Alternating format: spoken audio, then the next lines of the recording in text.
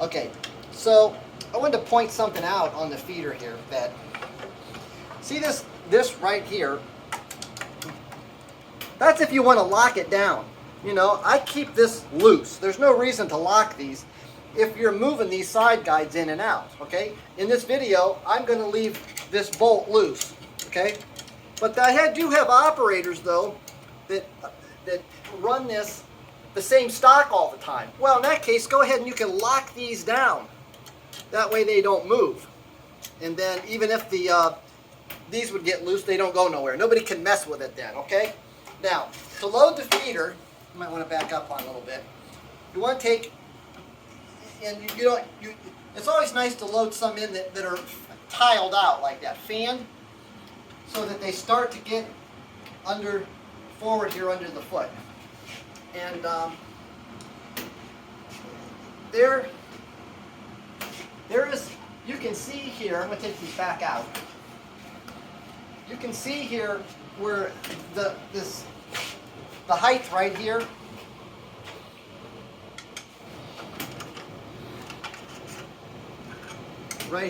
the bottom of this is adjustable. Honey, back up. Down here. This is adjustable from the top of the belt to the bottom here. That is where the sheets, okay, are going to come out. See? So this helps to choke back some of the pile before it gets to the rubber feet. If it's a real thick product, I will raise these up a little bit. Standard setting is 3/8 of an inch from the top of the belt to the bottom of these. And although you'll have to measure that, I'm going to show you a little trick here how I do it. So for speed, I have this piece of 3/8 inch aluminum block, and I lay it in here. And then when it's on top of the belt, I adjust it so that it touches. So here, I'm going to take our rubber feet off. Take my rubber feet off. What you don't get this, but I just lay that 3/8 inch spacer in right on top of it there, see? And then how I adjust those. We can also, let's talk about how to keep these straight up and down, okay? Because if they get crooked, you can't, your pile will be crooked. So how to adjust those is take your thumb screws out.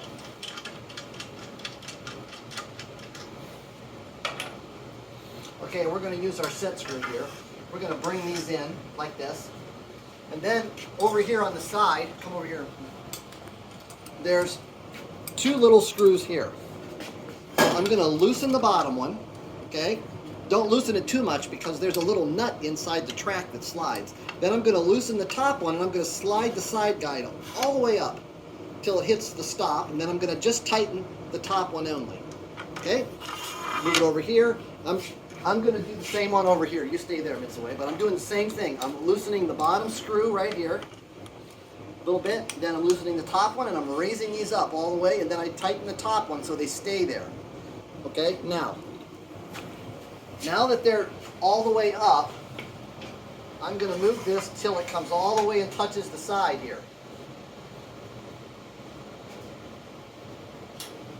And then right here in the front, I'm going to loosen these right here. And that's what makes the whole thing go up and down right here. And if it's crooked, okay, see? You can tighten those up with it being crooked. So you want it to be straight up and down. Well, without using a level, all you need to do is shove it all the way over until this touches the side frame here.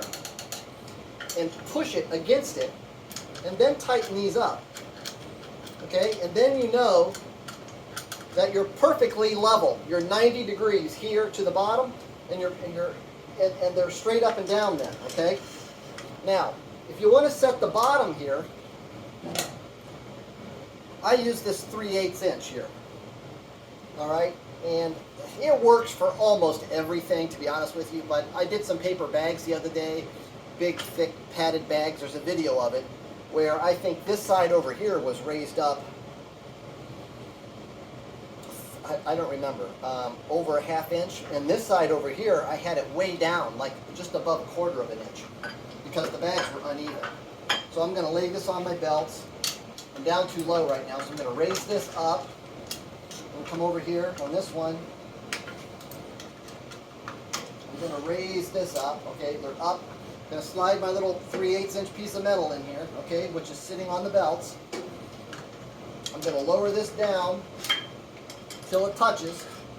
All right, now that it's touching, I'm going to push it with my fingers. I'm going to push it this way so that it's flush up against that. And then I'm going to tighten this up. I'm going to tighten the top one up to hold it. I'm going to tighten this up here. Actually, don't tighten this one up. Don't tighten this one up until you're done. So I'm going to redo that. All right, so it's loose. Slide it over all the way. Keep pushing that way while you tighten these up. Your machine comes with one of these. Okay? Now, over here, I'm going to do the same thing. I'm going to loosen these up, slide it all the way over, let it drop until it touches my piece of metal. A little easier on this side. I'm going to squeeze this with my hand so that it's flush against the side. And tighten this up. Okay, now they're perpendicular. Okay? Now you don't need to do this to run your jobs. This is just if your side guide's got a little crooked and you want to straighten them out. This is the way to do it. And also, if you need to change the height and you want to go back to getting them where they should be, you can find yourself a spacer, much like I have here, and put it in there. It doesn't have to be a long piece. It could be, you know, short ones under each one. And then you can try different thicknesses too if you have to. But that's how I set the height. I set it on something because if this one's a little higher down here than this one, sometimes, not always, it could cause the piece to be a little crooked, but most of the time not. That's, you know, on more difficult things. Okay, now, so that's done. But now remember, we raised these up, so we got to lower them down. Remember, I only tightened up the top one. So I'm going to loosen it, and I'm going to let it drop. Now, it hit the shaft down there, and we don't want it rubbing on the shaft. So let it drop, and then I just raise it up just a little bit so it's not rubbing. And then I tighten it up, and then I need to tighten up the bottom one. And it does not need to be super tight. Don't always tighten your bolts based on the size. These here, yes, tighten these up as tight as you can get them. That way, you know, they don't move when they're bumped. These side ones are much smaller. Just need to snug them up. They're not going nowhere. Over here again, loosen it up. Drop it down. Then just raise it up a hair so that it's not rubbing. Tighten it up. Come down here. Tighten it up. Now mind you, one more time, when you get your feeder, you probably don't need to do any of this. It's already been done. So the height has been set, the side guides have been set. But if you have to do it, that's how to do it. Without a square, it's very simple. Okay, so now we know that they're perpendicular, okay? And we set the height here, and then we reset these, and we're going to put our thumb screws back in now.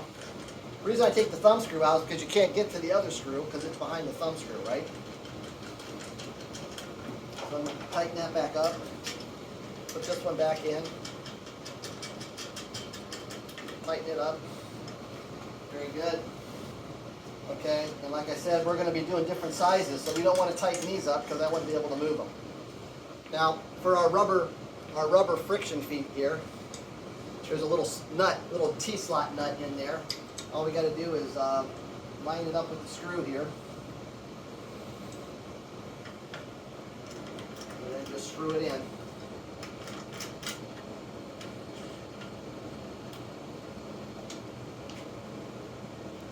see the little black knob in there, little screw right there. Okay.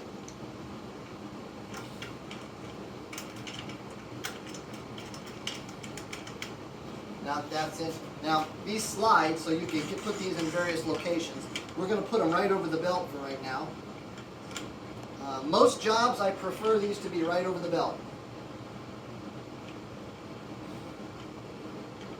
To be honest with you, you really only need one of these. But the reason I always ship two is because by adjusting them, you can make sure the sheet's coming out straight. That's how you keep your sheet straight. All right, now